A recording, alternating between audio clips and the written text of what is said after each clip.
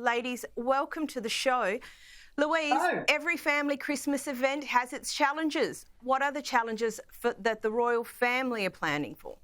Hi, Cara. Hi, Melissa. Look, the challenge is the Spectre of the Sussexes, isn't it? What are they going to do on Christmas Eve, Christmas Day, Boxing Day? Are they going to come out with any announcements? Are they going to make any sort of grand statements? How do they mitigate for that sort of behaviour? I don't believe they're going to turn up in the UK. I can't see that happening at all. But I guess the other issue for King Charles is any information that may leak from the sort of esteemed lunch they have at Sandringham and the church service. He'd be worried about that being sold in a commercial deal or somehow used by the Sussexes, because he really has encouraged the family to close ranks and not reveal anything of a deeply personal nature to Harry when he calls, or indeed Meghan. So I think it will be fraught. I mean, we would have liked to have not been in this position a year on from last year, where we were talking about Megxit and talking about the sort of bitterness of Christmas, but it seems that we're still in that position now. So hopefully they'll have a great Christmas and there won't be any truth bombs coming from California to destroy a Christmas in the UK for the royal family. Now, Melissa, surely a Sussex-free Christmas is a stress-free Christmas? Oh, it is, but it ain't going to be a stress-free Christmas. I mean, something will happen. And I don't necessarily mean between what's happening in the UK and then over in Los Angeles, but, you know, more likely the Sussexes will do something that will sort of basically shove it up the royal family.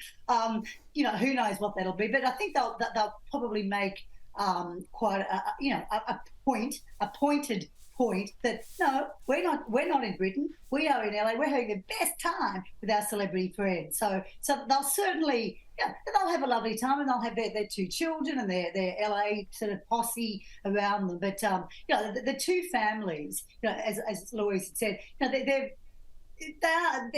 totally separate now, and even becoming, I think, more separated as the time goes on. Because I think that it won't happen when the day will come and they'll be sort of welcomed with open arms back to the family and back to the UK. I don't think that's going to happen sort of ever, to be honest. Louise, lots of people are taking a break at this time. We understand the Sussexes are taking a mini break to Costa Rica before Christmas. Is that right? They have. They've been sunning themselves in Costa Rica, which is a bit of a A-list bolthole. I guess Shakira's been there and a few other sort of celebrity pals, and we know that they tend to go to a holiday resort where they know there's a bit of celebrity interest. No mention of a private jet this time, which was good to see in a way. Apparently they were also soaking up the culture and the sort of general lifestyle of Costa Rica. I don't think the children were there. I think it was just Harry and Meghan away for another trip. They were in the Caribbean, of course, in October. A lot of people do take a break. It was a bit curious, though, that we find out about this trip in Costa Rica and what the kind of point of it was. But why didn't they go to the UK? I know I keep saying that, but maybe that would have been a better trip to take. Perhaps. And Melissa, you spoke a little bit before, but do we know exactly what the Sussexes have planned for Christmas? Just what we've read and seen, and let's face it, we are not there. We don't know, but I would imagine, and this is just what I've read, they'll just have a lovely probably Christmas Eve event with their LA friends and obviously Meghan's mother, and Christmas Day probably really hanging out at that sort of fabulously big house, just doing sort of Christmassy things, with bonbons and opening presents and all that sort of stuff. So I don't think they're going to have like the big sort of let's book in the marquee and have like 2,000 people there. It'll just be like really most people are trying to do around the world. Hopefully, quite a sort of a restrained Christmas, because I think that is sort of the thing that celebrities, and that's what they are now, really need to be seen to be doing. So just toning it all down a bit. I always love to see the words Sussexes and restrained in the same sentence. Anyway, speaking of, this week, Meghan has appeared in an Instagram coffee ad. Here it is. I want to give a huge shout out to our amazing, clever team here at HQ. Without them, we are nothing. Our fulfillment crew, lovingly packing your lattes. They've been listening to Britney on loop since 2019. Our very smart, only slightly nerdy digital team, making sure the website doesn't crash again like it did last year. Finally, the glue that literally holds us all together. Our incredible, resilient fulfillment team that have helped make 2023 such a big success. Louise, how did this land with you? Well, look, it's the first time we've seen Meghan do any kind of acting which is sort of remotely humorous. We know Harry has a fantastic sense of humour, as do the rest of his family. The most successful royals, of course, have a great sense of humour. So to see Meghan sort of attempting humour, you know, I'm not going to actually knock her for it, because my view has been, which I've shared with you before, is they need to get more humour into their shtick. They need to be more self-deprecating and, you know, making more jokes about themselves first rather than other people making jokes about them. South Park is a classic example as well. So I didn't mind it. I think if this is the path she's going to take, to be a bit more funny, a bit more humorous, it will actually make her more relatable.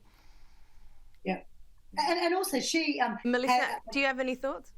Well, I believe she has money in the coffee company, so you know there's sort of a method to her madness. And let's face it, if you've invested money, you know, into a company, and you are Meghan, and you will be talked about like we are now, of course you're going to sort of make a bit of an appearance in the ad. So you know, I actually think good on her for doing that. I mean, if you want your money to make money, you know, get into the ad that's promoting it.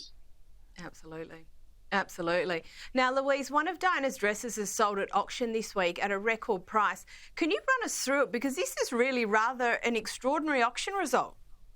That's right. It's a beautiful blue and black sort of star dress by Azagure. I think I've pronounced that right, the designer. It was expected to get about 100k Australian. It got 1.1 million, bought by apparently a superfan. And we were just talking earlier about what the superfan will do with said gown, whether they'll put it in a beautiful Perspex box and admire it forever, hopefully not wear it, which is what of course happened with Marilyn Monroe's dress.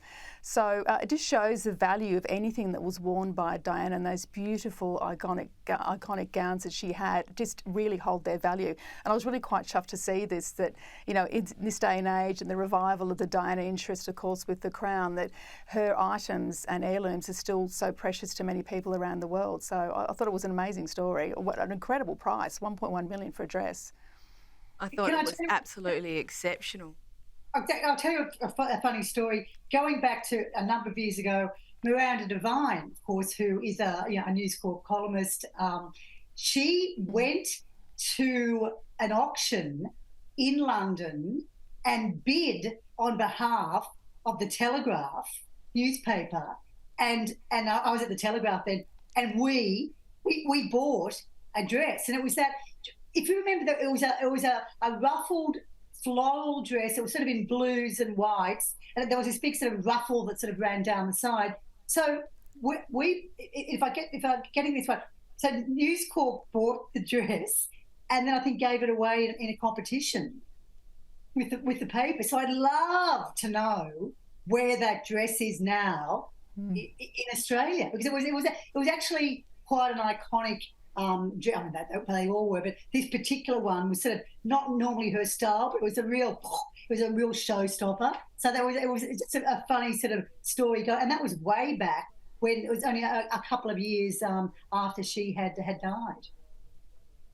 Yeah, well, that there's definitely worth following up. I think that there is going to be on my to-do list over Christmas. Now, King Charles is facing calls to upgrade Edward and Sophie in the royal family title stakes. Louise, these two have been loyal and reliable servants, more so than others. I've only got about 40 seconds or so to go. Tell us, do you think they deserve the hereditary titles? Absolutely, and they've got to keep earning it as well, which I believe they will, because they have stepped into the breach where, of course, Meghan and Harry left the country as well, and they've redeemed themselves. Any sort of issues around sort of PR disasters and stuff before that, they are totally solid. They're adored by William and Kate. They're adored by everyone in the royal family, particularly, of course, by King Charles himself. So why not? I mean, it's not going to hurt to actually elevate them and give them the prestige they deserve, because that is the price of loyalty, I think, in the royal family. Yep. I think it absolutely is, and I think you'd struggle to find someone to disagree with you. Ladies, that's all we've got time for. I've got to get to a break. Thank you so much, Louise Roberts and Melissa Hoyer. Thank you for joining me tonight.